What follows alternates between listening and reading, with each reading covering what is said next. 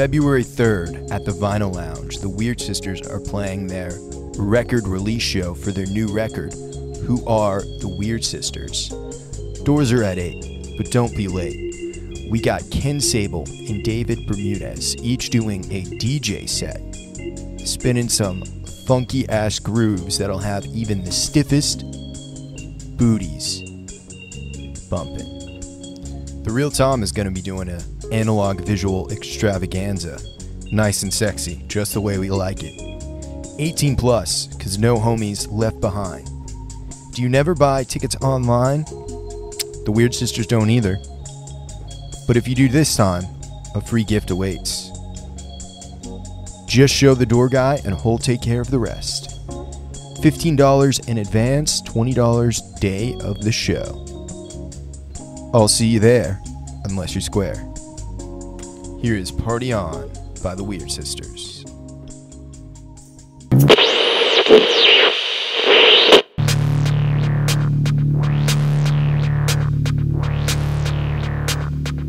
Let's party on.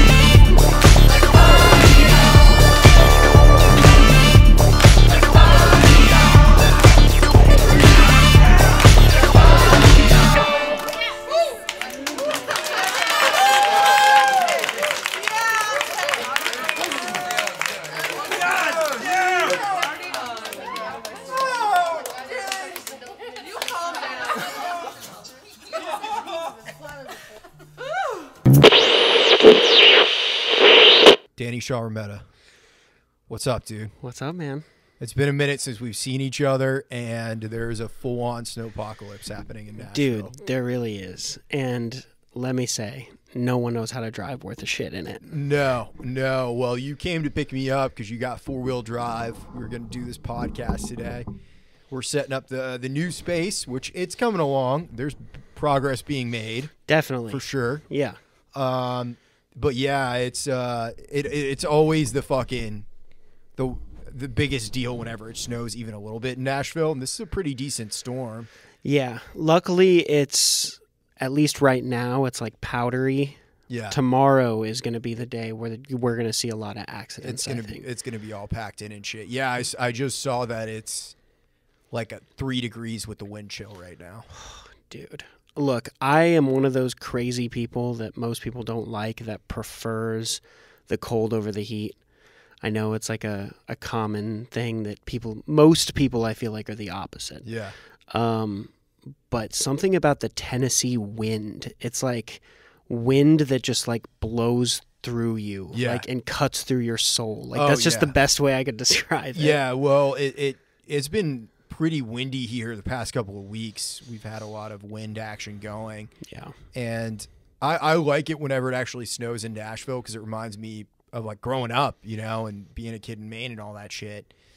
So I was just looking out my window today. I had those French doors to my place. Oh yeah. Yeah. Is so that does that create a draft? It does a little bit. It does. My place gets honestly pretty fucking cold. Like I can only heat like half of it comfortably. Yeah. And it's the part where my bed is. I'm gonna have to figure something out tomorrow when I'm working. I'm just gonna have to put my space heater under me. Yeah. Because it's gonna be fucking cold. But when it gets this cold, I mean, it's 3 degrees. I don't have central heat at my place, so I'm completely operating off of space heaters right now. Yeah. So it's a little chilly in there, but you know. It still wasn't too bad. I just put on some more clothes. Don't get me wrong. It's not like I'm outside. There's definitely a difference, but there's a chill for sure. But yeah, I was listening to Death Cab for Cutie. They have a song that I've always liked called I Will Possess Your Heart. It was never like a big single for them. I mean, it was a single. Yeah. But it's like an 8-minute song. Oh shit! And it's super vampy and all of that. So I like listening to it whenever it snows. So I was just like looking up old songs that I would listen to in the snow when I was a teenager. Okay. And what else you got? So I also had. There's a band called Broken Bells. It's the singer from the Shins and Danger Mouse. Okay. Yeah, I know Danger Mouse. Yeah, and they have some pretty good songs. So I was listening to that, and then just in general, I've been listening a lot more to stuff that I listened to when I was growing up, like the Strokes. There's this other band called the Virgins. They only released 2 records. Their second record I never really cared for, but their first one was pretty good. They were like a hot it band for a minute. They were a New York band, and they would play them on like Gossip Girl and all that shit. Gotcha. It kind of kicked off for me because I've been watching Entourage. I watched like the entire series, and all of that was like when they shot the show, it was through my like junior high and high school years. Yeah. So it was all the stuff that I listened to. Like they had Kings of Leon on there, they had the Strokes on there, they had Franz Ferdinand. It was all those big kind of indie rock bands of that era. Yeah. Where they played their music on that show. Okay. So it's kind of been cool to like go back and it's all stuff that I still listen to today. But honestly, Kings of Leon, they don't have it anymore, dude. No, they're just like regular, like, I hate to say it, but just like white dudes who make like soft rock. Yeah. Well, every band, once they turn like 32, they decide they want to sound like U2. Right. Exactly. Yeah. That's a great way to describe it. Yeah. Absolutely. That's one of the artists that like once people decide they want to release a mature record, they either go that route or they go the Bowie route, where it's like they do something just weird and out of left field, which I can respect that. But honestly, I've never really fucking liked U2 at all. Not really. They've got a handful of good songs. I agree. I like that song, She Moves in Mysterious That's a good one. That's a good song. You know the song Desire? I don't know if I know it. It's like name. Desire. Oh, yeah. Yeah. That song's really good, honestly.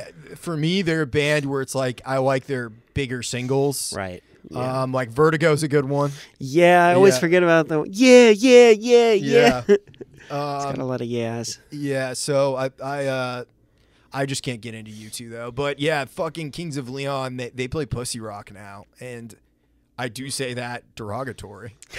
I mean that in a derogatory manner, as derogatory as possible. Yeah. I feel it's the same way with like Imagine Dragons, kind of.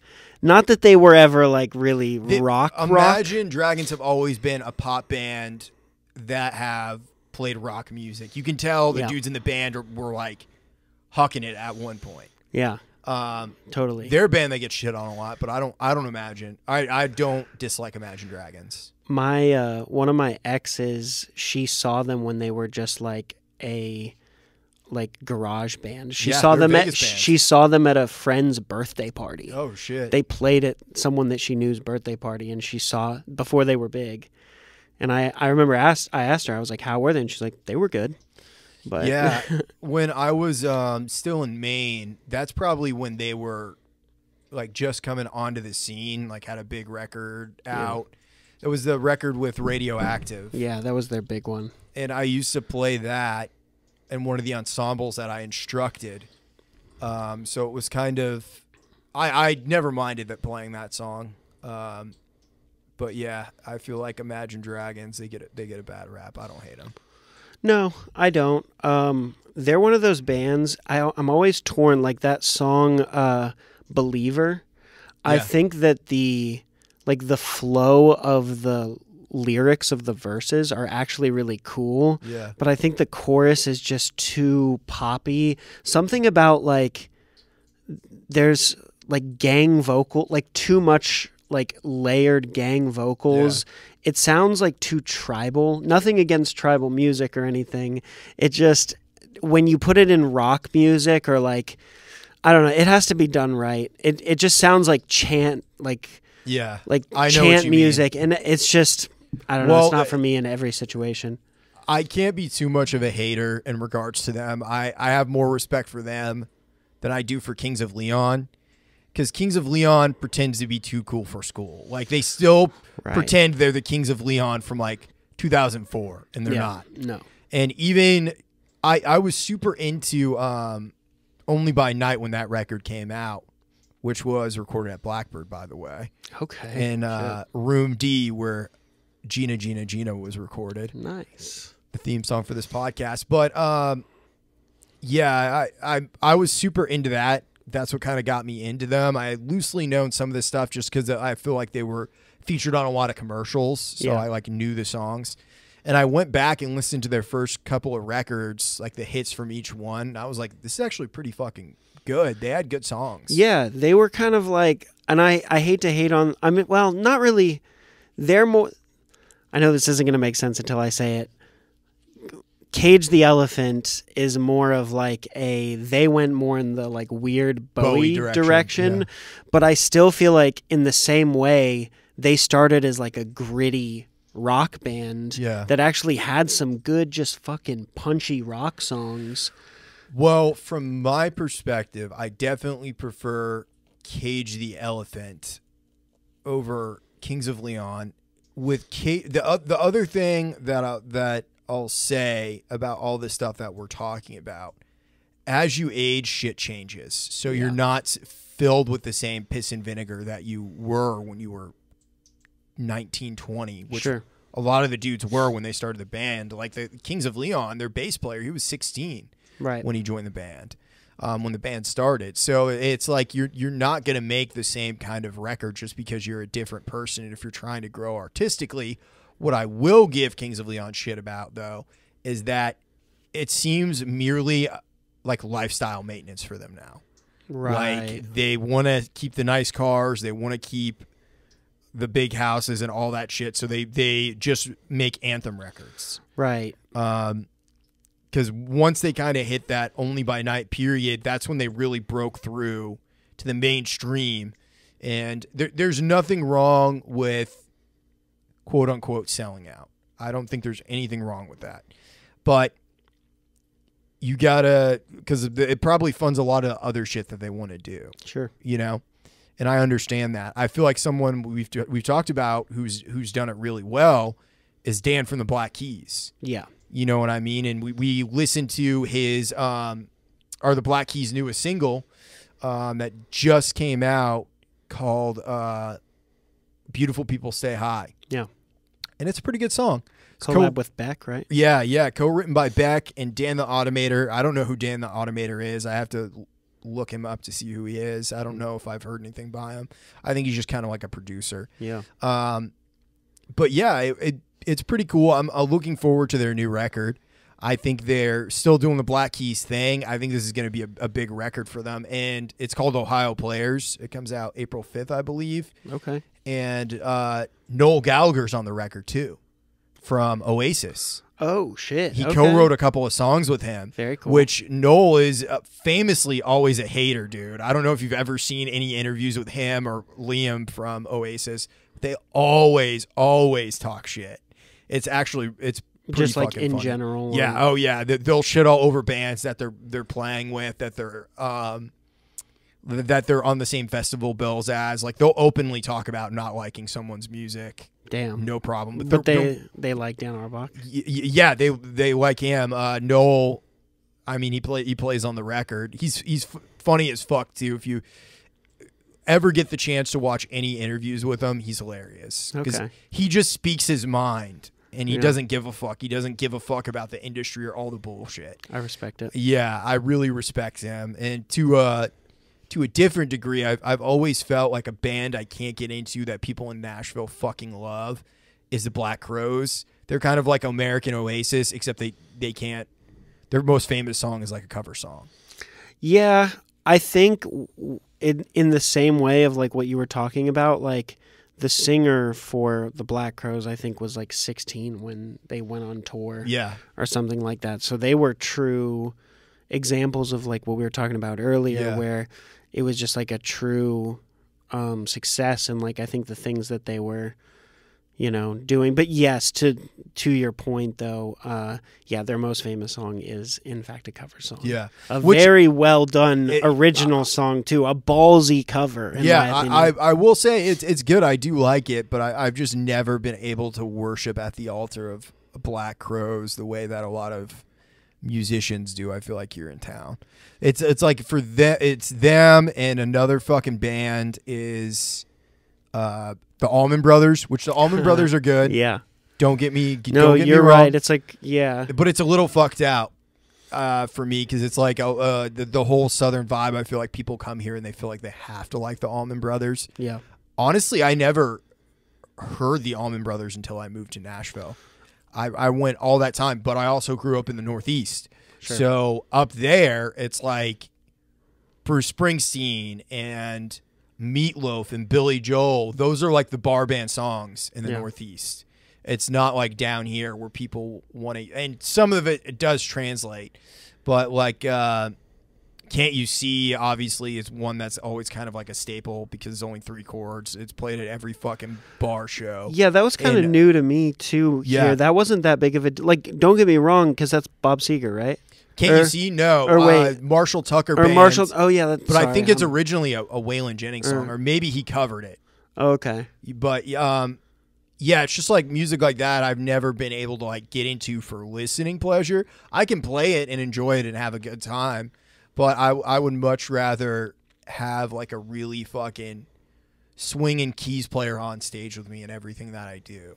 Yeah. Like a really good keys player and a really good percussionist, I think fills out a band. But then you're talking about, a 5-6 piece band. Yeah. Throw in some horns too. I do love horns, which that's all stuff that like Skinner and the Allman Brothers have.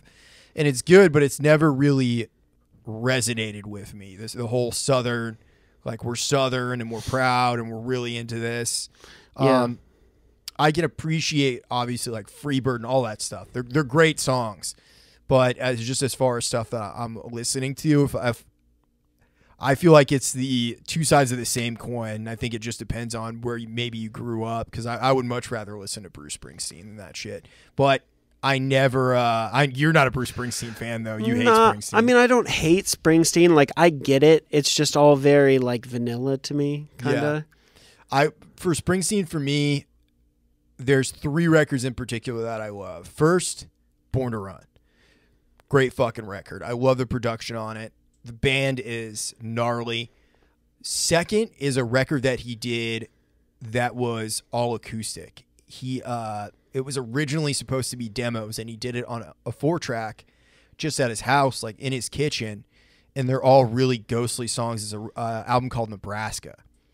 And like the opening song, it's the title track, and it's all about, it's based off of a real guy who like kidnapped this 14-year-old girl, and they went on basically a killing spree through the fucking Badlands. Okay. But yeah, so a lot of those are more, and Springsteen's always been like a story guy. Yeah. But that's particularly a really fucking dark record that's not in his normal wheelhouse. And then I would say the sequel to it, and this came out before Nebraska, it was a follow-up to Born to Run, is Darkness on the Edge of Town. And I always really liked that record a lot too. But yeah, so like I've never been able to get into the southern rock thing. I don't really like southern rock, to be honest. See, I do. To me, it was like an acquired taste. Like I was kind of the same way. Now, this is a totally different topic, but I kind of feel similarly about like jam bands, kind of. Yeah. I don't know. I feel like they're maybe just more appreciated in the South. Because I remember, like, I knew who Fish was, and I knew who, like, the Grateful Dead is different because they're big everywhere. They have hits, but as far as like the culture and like okay, this, I mean, depending on your audience, like this would probably enrage a lot of people, but like I've seen Dead and Company one time, and to be honest, I'm good.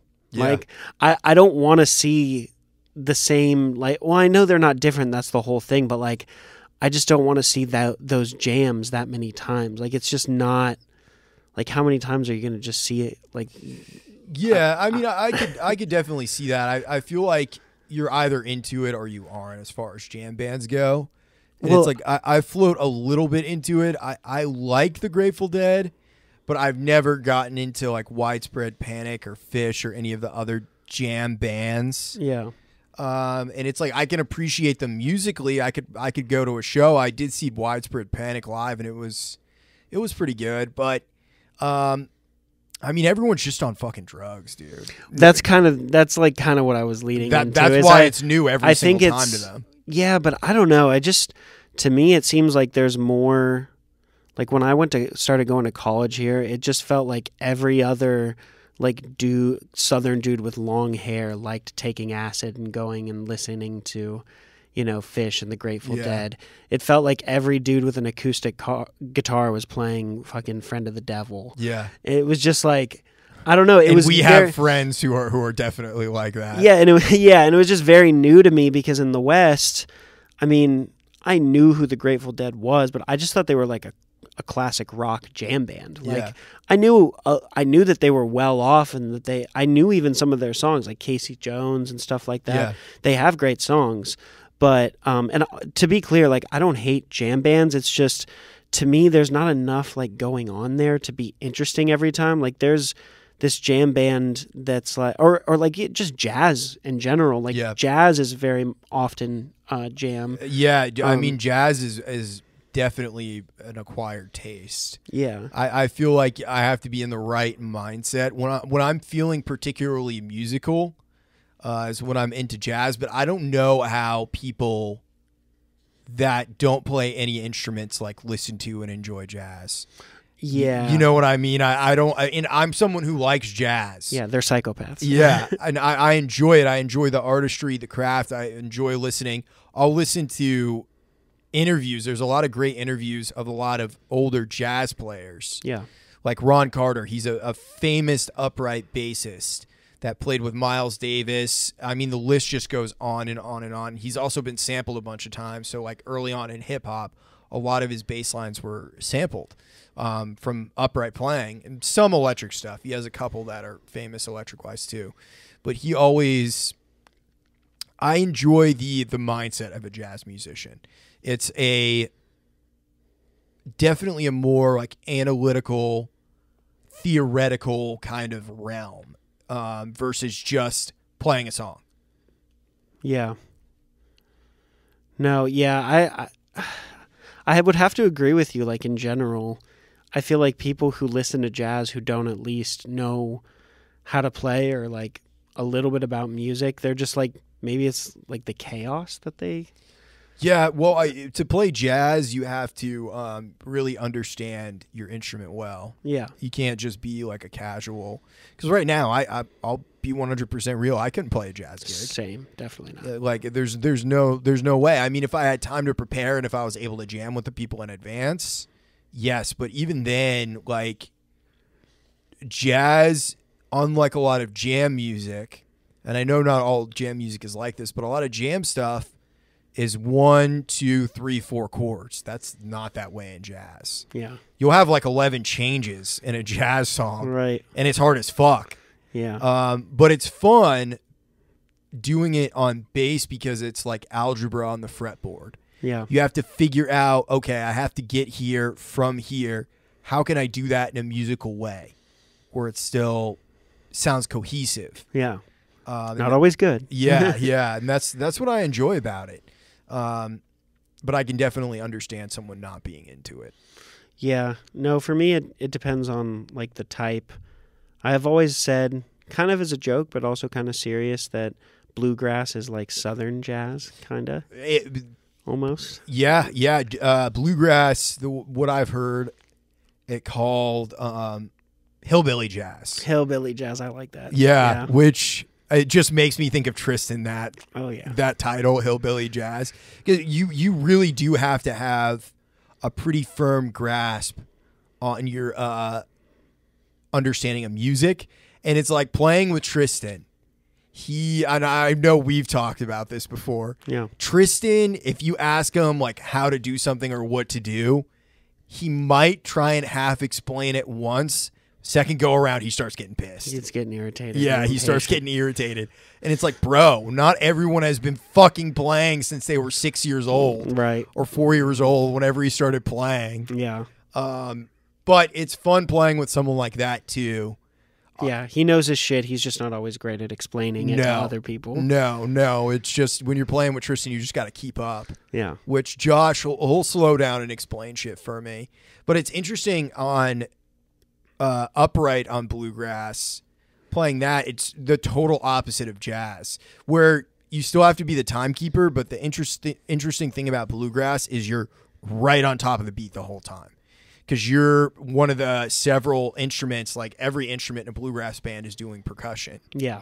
That to me is something that has been an acquired taste, is bluegrass. It was never really something I was into or knew much about. Yeah, same. My grandfather, my dad's dad, he was super into bluegrass. And I didn't get to know him well, but my dad told me that they would always listen to like the Louisiana Hayride. Okay. And it was like a version of basically the Grand Ole Opry. Like Elvis was on the Louisiana Hayride at one point. Okay. It used to be like a big deal radio show back in the day. It was like that and the Grand Ole Opry were the two big shows. Damn. But it's just kind of interesting to see how regional music is. Yeah. And everything's really obviously opened up because of the internet. There's less of that today. But what I would be interested to hear, I feel so isolated in Nashville because I play with all Nashville musicians. I wonder what it would be like to go to a place like LA or New York. Because there's something about music where even though we might be playing different styles and different sounds, I wonder what exactly the Nashville sound is. And I'm not just talking about country. I'm talking across the board. You know what I mean? Yeah. Like all styles, all genres that are here. Because I feel it's really like the way it was explained to me. It was this drummer that I knew that was the groundskeeper at one of the apartment buildings that I worked at. He was Willie Nelson's drummer back in the day. Oh, shit. And he knew Willie from back in Texas because they were both from Texas. And Richard, I think he eventually got into like doing hard drugs and heroin and shit, and for whatever reason stopped playing. But I never played with Richard, but we always talked music, and he would tell me like old school Nashville stories. Like he told me when he first moved to town, he went to Tootsie's, and he told me how dangerous it was and like how dangerous Nashville used to be downtown. He said you wouldn't walk down 2nd Avenue. Damn. Because you would get fucking mugged. But he said he walked into Tootsie's and Merle Haggard was on stage and he walked into the bathroom. Richard went into the bathroom and he stopped him and said, "Mr. Haggard, I'm a really big fan of your music." Just the whole spiel. Yeah. And Merle stopped and he said, "Thanks. You want to smoke this joint with me?" He was rolling a joint the whole time. Oh, shit. And they smoked weed in the Tootsie's bathroom. Damn.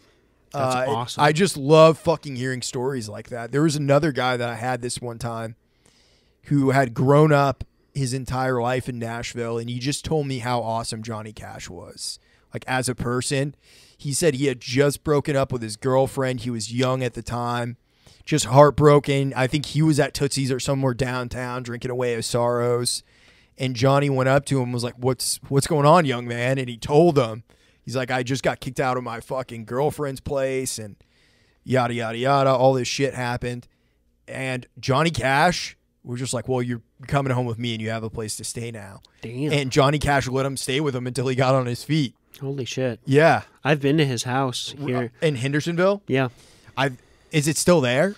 I think it's the Hendersonville one. It's whichever one is like partly a recording studio. Oh, shit. There was like some networking event there. I went to one years ago. There's this thing called Dinner with Dreamers, and it's like this group, and it's like there's only so many spots, and you get to like go to these events that are like always at a different exclusive location or whatever.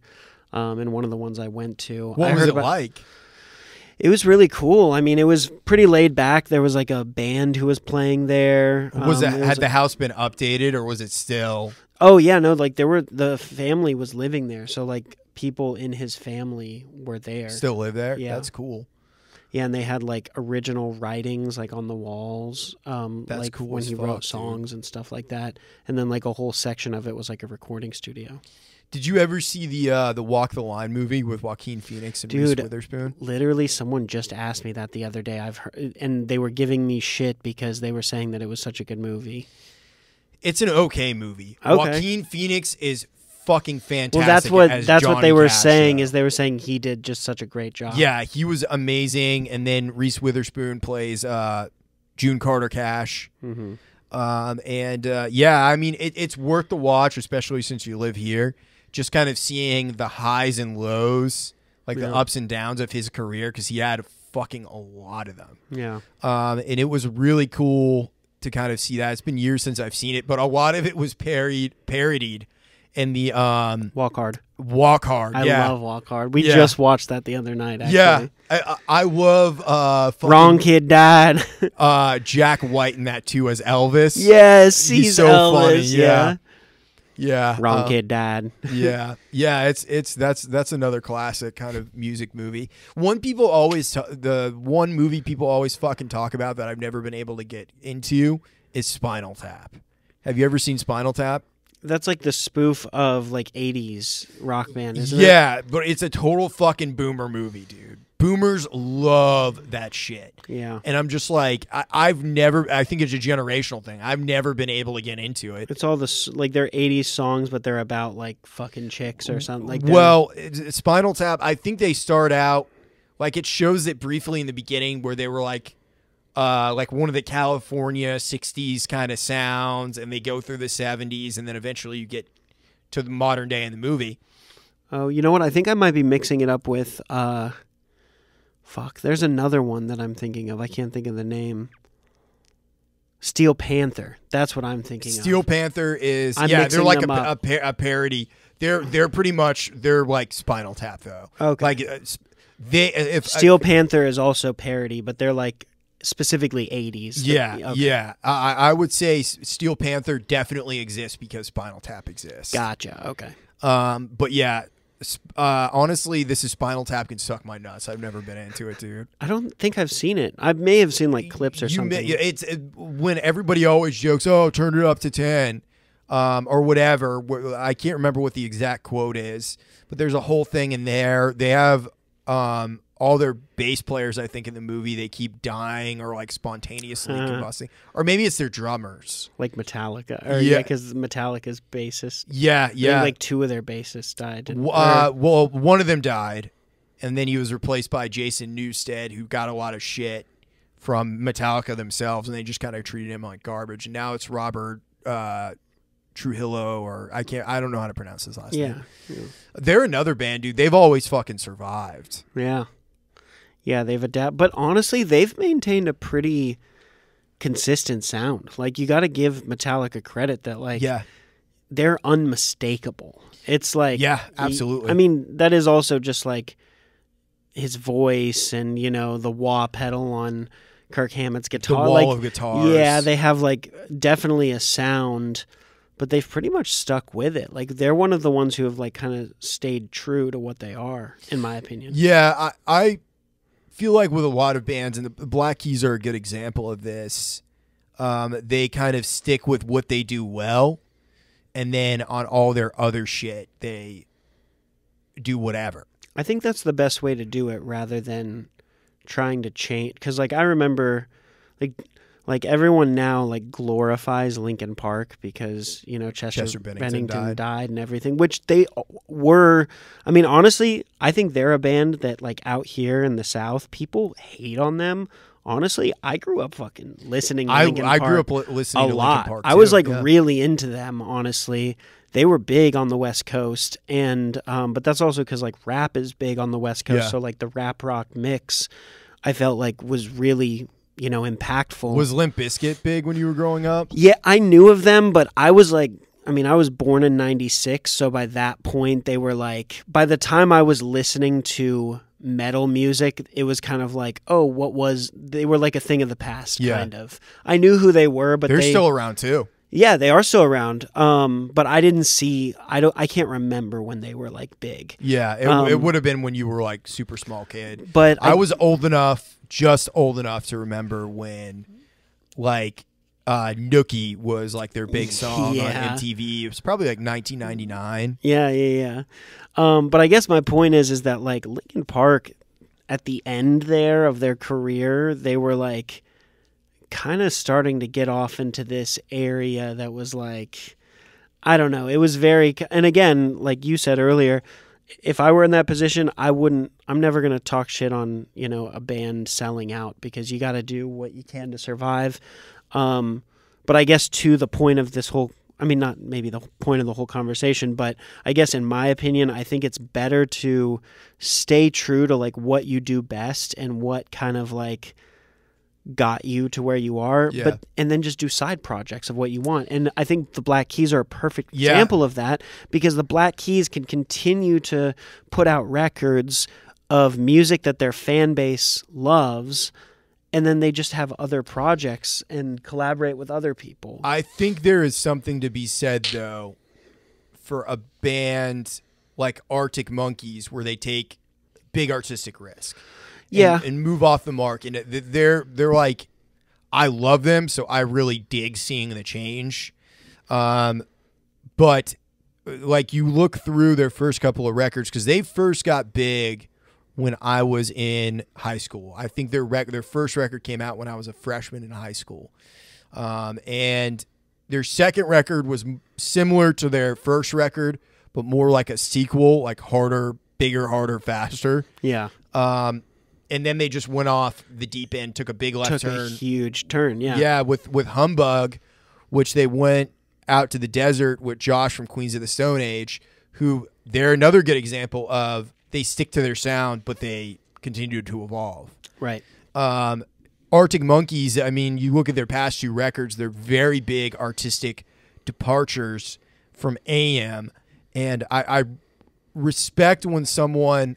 Because Arctic Monkeys could have just, the rest of their career, kept putting AM out over and over and over again, and people would have still come out to see them. Like, even when I saw them last year, I didn't have the greatest time, because it was a lot of the songs that I've heard the past two times, because the biggest part of their set list is AM. Yeah. Because that's like their will forever be their biggest record.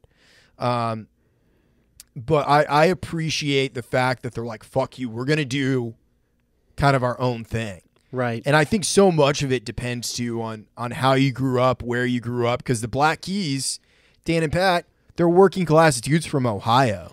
Right. You know what I mean? They were not at all in that world. And Arctic Monkeys are working class dudes from England. They're from a small town outside of London, like a suburb of London or some shit. So... I think so much of it, Europeans are more apt to get fruity and weirder anyways. Yeah. The Black Keys were just like, fuck it, this is what we do.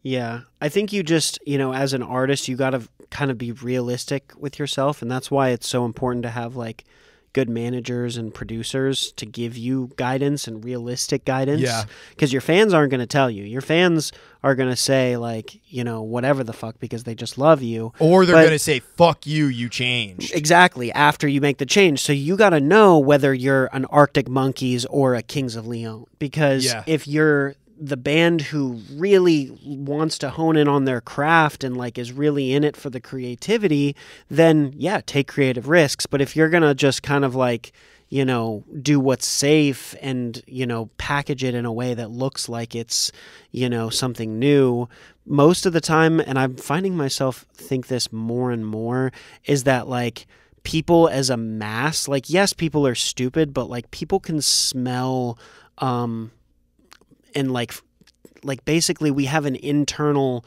I think, gauge for seeing things that are like ingenuine. Like, authenticity. Like, authenticity, exactly. And that I think that at the end of the day, like that's the difference between like the viral videos and the ones that, like, yes, there are videos that are fake that go viral, but like what makes like such a great viral video is something that's like just filmed on a fucking iPhone. It captures a moment.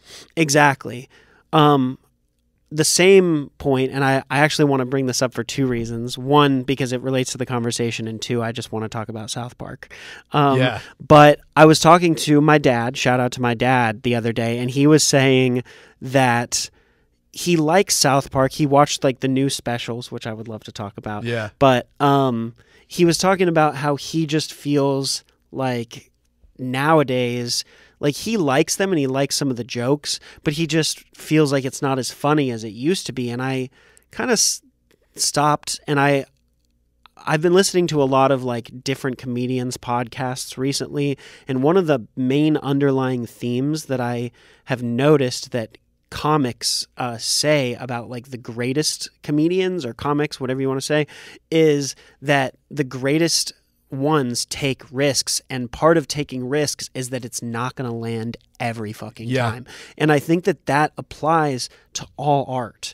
It does. Absolutely. And I basically said that to my dad about South Park, as I was like, honestly, I think the fact that you don't always like it speaks to how good they are, because honestly, it's not just for you. You're a baby boomer. It's not just for you. It's for, they also want to make fun of you. Like, yes, they want to make you laugh, but they're going to do things that you're not going to agree with. No one is protected. No, and that's the point, and that's what makes them so great. And they get to do what they want. They are the only ones who are protected because they know what they can get away with, because they've been doing it for so long. Yeah. And they know that they can just shit on everyone. And honestly, like, yes, they care about, people liking it. Of course, they have to because they're a TV show. But honestly, at this point, I feel like they throw in a lot of things that are just for them. Yeah. Well, you got to think too. There's a couple other things that I think contribute to what you're saying. One, they're rich as fuck now. Yeah, for sure. That definitely plays a role. They're rich as fuck. They have freedom. I won't lie there. So, but the other side of that is, though, they're able to truly do what they want and not give a fuck. Yes. Two, it's been on the air for so fucking long now. I remember seeing, this was probably 10 years ago, them talking about how they didn't want to do South Park anymore. Yeah, hashtag cancel South Park. They started that. That's right. It was a whole thing. But I think once they made like Randy weird again. Yeah. Like with the Integrity Farms and him growing weed and like lacing it with cocaine and shit. Oh, yeah. That's when I feel like the show got back to being what it was. Yeah. But if you're doing something for that fucking long, and this I think contributes to all art, at a certain point you're going to get off the path. Yeah. Absolutely. And the fact that they continue to take risks and do things that, sometimes aren't going to be funny, and sometimes are going to piss off their general audience, Like it was funny because I was watching with my dad, we were watching the one where they're like, I think it's post-COVID is the one where, it's like they're all adults, but it's like COVID has come back or whatever. Yeah. And there's a lot of shit in there where they make fun of the libs, and I know you know this. My dad is like, a staunch Republican, so he loves all the lib jokes. But then when it goes to the part where I think it's Clyde, they're trying to get him to take the vaccine. Like the redneck dude. Is that Kenny's dad? No, Clyde. He's one of the kids who grows up. Like they're all adults. Okay. And what's her name? What's the girl's name with the pink hat? Wendy? Wendy, yeah. So Wendy goes up to, and they're adults, and she's like, "Oh, do you want to do some cocaine?" And he's like, "Yeah, fuck yeah, I'll do some cocaine." And she like breaks it up, and he goes to snort it, and he's like, "Wait a second, this isn't cocaine. This is the vaccine." Oh God, that's hilarious. And it's like they're shitting on people who are fucking scared of the vaccine and stuff, but it's like they'll sit there, and basically the only point of me saying all that is like for the whole episode, my dad's like, "Oh yeah," laughing at the part where they're shitting on liberals. Yeah. And then the moment they shit on like conservative. on a conservative viewpoint, he's like, "Oh well, I don't think South Park's as funny as they used to be." And it's like, no, I think that they're doing exactly what they're trying to do. Hit a sore spot. Yeah. Yeah. I mean, they're a true testament, I feel like, to a free society, because despite everything through all the whole Trump years, all that shit going into COVID, all that bullshit, they still didn't give a fuck. Yeah. They went after everybody, dude. I mean, they did a whole special on basically saying fuck you to Disney, dude. Yeah, I'm who is so the glad you most brought that powerful entertainment conglomerate today in the world. Yeah. Fuck Disney, dude. Yeah, honestly. I know you hate Disney. Dude, I was so happy. It made me so happy when they did that.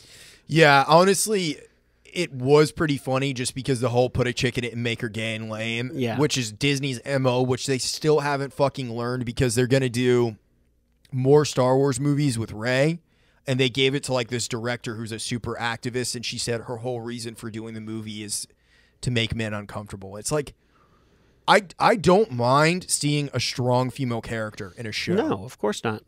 Or movie. Like, we like fucking The Boys, Starlight. Yeah. Oh, dude, Starlight's awesome, and Queen Maeve, dude. Yeah, Queen Maeve. She's sick.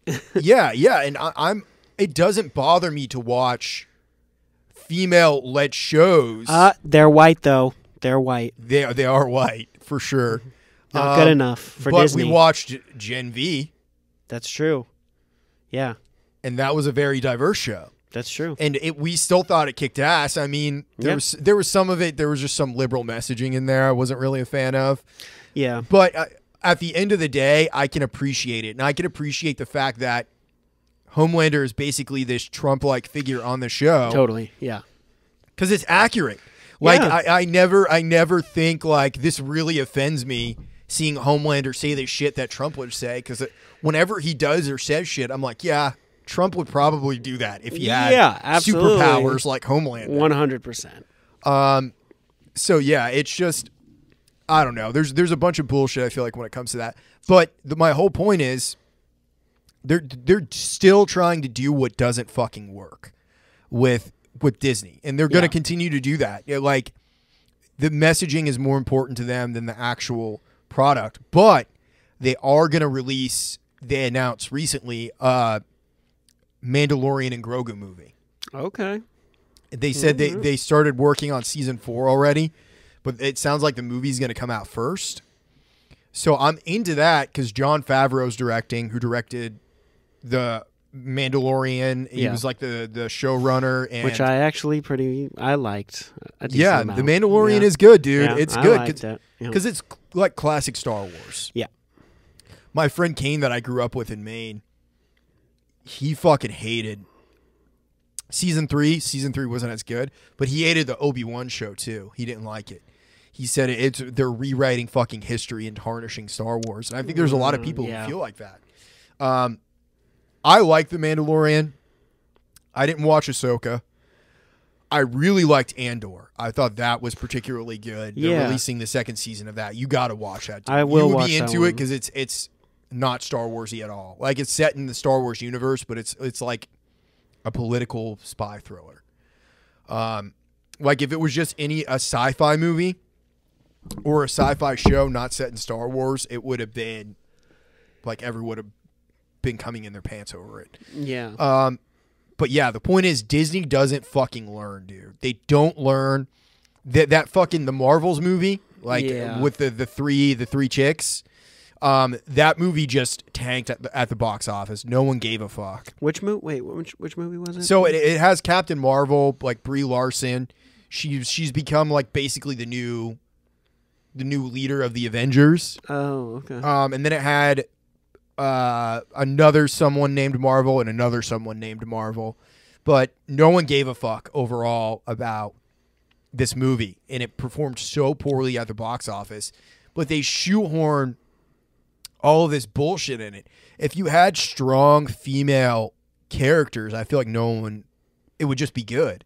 Right. It's like that episode of It's Always Sunny, and maybe we've watched this one together. You know the one where they try to do the Wade Box challenge, and it's the girls. I think so. So it's Artemis, Charlie, and Mac's moms rather, and D, Sweet D. Yeah. And then they get on the plane and they try. You know the first one where they try to drink as many beers as Wade Box. So they did this, but with just the chicks. Okay. And then Sweet D gives a speech at the end of it that's so fucking funny and spot on, where she says, "Wouldn't it just be better for us to do like our own thing? Why do we just have to copy what the boys did?" Right. And yeah, exactly. like that's how I feel about these movies. It's just like I have no problem with strong female characters. I'm cool with it. Just don't insult me in the story by making it bad. Yeah. I don't even care necessarily about the digs of like, oh, he's a man, he can't. It's like, that's whatever. But it's just the story itself. If the story's not good, then you can go fuck yourself as far as I'm concerned. And that's what the deal was with those new Star Wars movies. Like the ones where Rey was like the protagonist. Because when the trailer came out, like the Force Awakens trailer, that was back in 2015. And I was really excited for the Force Awakens. I was 10 out of 10 hyped because I was like, this is a Star Wars movie. I never thought we'd be getting it again. Yeah. But how they sold the movie versus how it actually was, they sold the movie in the trailer as it was going to be the arc of Finn, who shows up. He's the first one that you see. He's a black stormtrooper, and he's going to become a Jedi.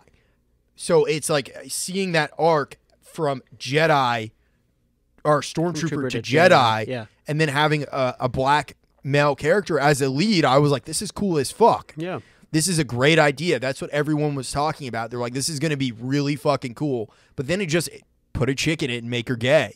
Like they just had Rey, which there's nothing personal against Daisy Ridley, the actor who played her, but the character just wasn't fucking good. It was like she never found her footing, and that is entirely the fault of Disney. Yeah. And Lucasfilm, who is headed by none other than Kathleen Kennedy herself. Right. Which yeah. me and Zach have been talking shit to each other about Kathleen Kennedy for years. Really? How much we hated her. Yeah. And now everybody knows her name from that South Park. So we're like, Yeah. fuck yeah.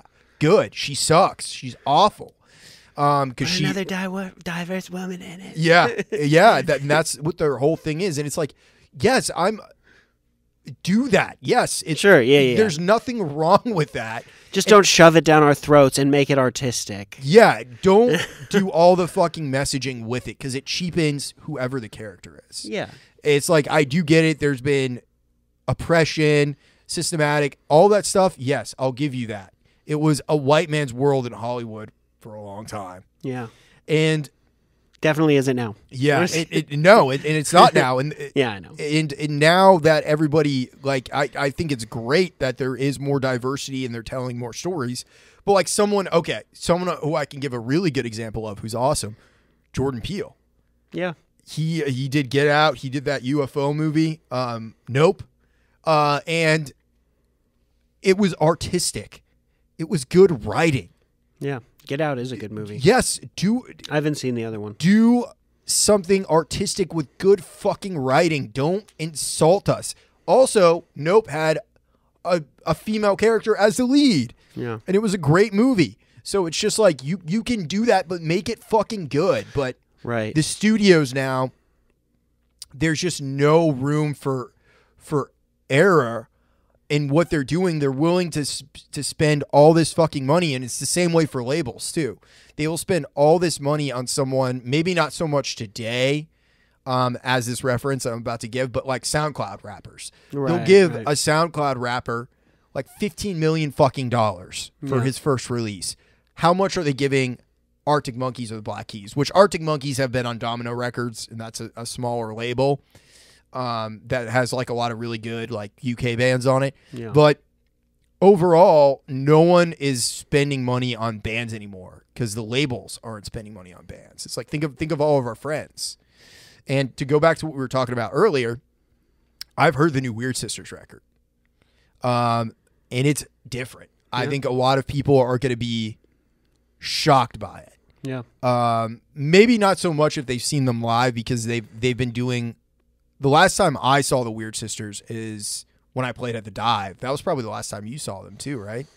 No, I saw them at Basement East. Basement East. Okay, so you've seen them in their new configuration. I have. So that's very much what the record is. It's like a lot of beats and sequencers and all of that shit.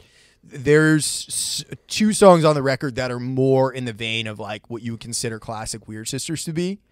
That when I was in the band with them, there were songs that we played, and they were great. But hearing them, they've kind of taken a very big artistic departure. Not only that, the record doesn't sound like an East Nashville band record.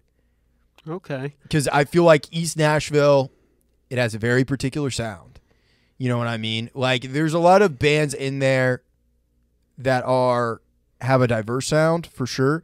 But, like, the Weird Sisters, they're willing to take artistic risk. Definitely. And they did that with this album, and I have to commend them on it. They're going to be on in a couple weeks. I'm looking forward to talking to them about it, just to kind of dig a little bit deeper, because they've always played me stuff over the years, and this was a left turn for them. Yeah. No, I'm excited to hear it. I heard a little snippet of, what's that new song that they've been teasing?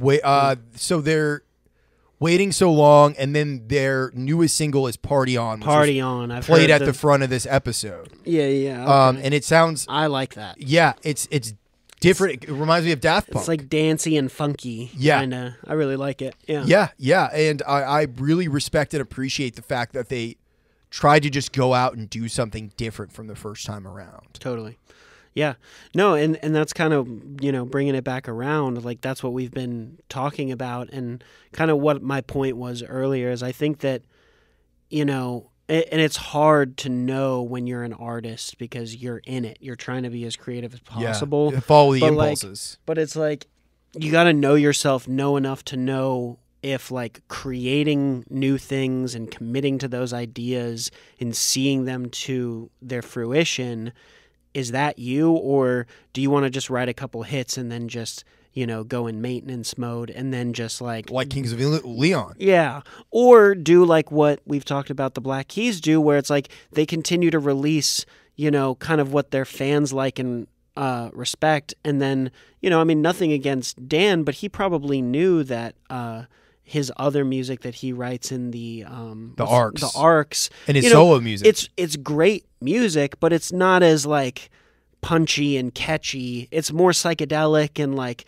chill, and there's definitely a market for it. But like, he was smart enough, or maybe whomever guided him or whatever, I don't want to take credit from him, but somehow he maneuvered correctly. Maybe he just got lucky, and he, the Black Keys continue to make very much Black Keys music. Yeah. I know that's like an oversimplification, but like very staying true to their style. Yeah.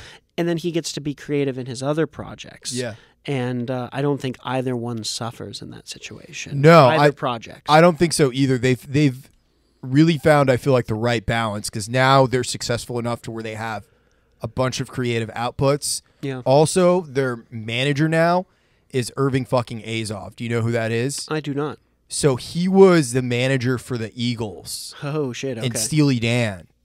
But dude, I feel like we've talked about it before. Have you ever watched History of the Eagles? Oh yeah, I love that one. That's the one that starts where they're in the limousine, and they're like talking directly to the camera. Yeah. It's like right after a show. Yeah, It's like a 3-hour documentary. Yeah, and it's great. But It's great. they interview Irving Azov, and you kind of get to see his genius a little bit, and he talks about the role that he played in the Eagles and kind of when he came on board. I think it was during Hotel California, which makes sense. I mean, that's probably the biggest rock album of all time. There's a strong argument to make for that.